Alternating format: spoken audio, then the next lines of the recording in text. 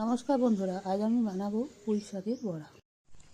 আগে পুঁই শাকের পাতাগুলোকে ভালোভাবে ধুয়ে কুচিয়ে নেব।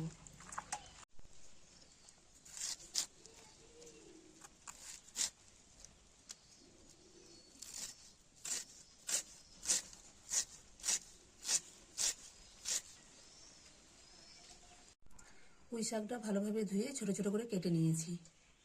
এবার এর মধ্যে দিয়ে দেব সামান্য জিরে, 1 চামচ লবণ, হলুদ, সামান্য চিনি, একটু ভাজা গুঁড়ো, মুসুর ডাল বাটা, 2 চামচ চাল গুঁড়ো, কাঁচা লঙ্কা কুচি, আদা পেস্ট, রসুন পেস্ট, পেঁয়াজ কুচি।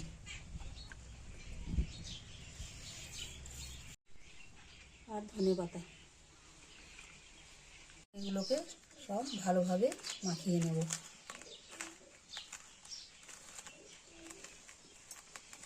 ভালো করে মেখে নিলাম। একটা কড়াইয়ের মধ্যে তেল গরম হতে দিয়ে দিয়েছি।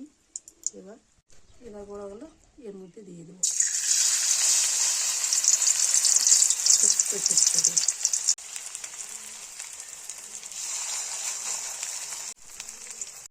পাল্টে নেব এবার।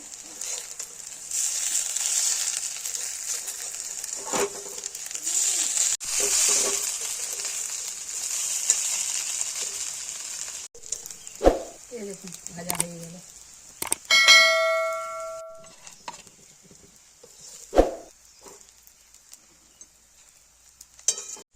গরম গরম পুঁই শাকের বড়া রেডি।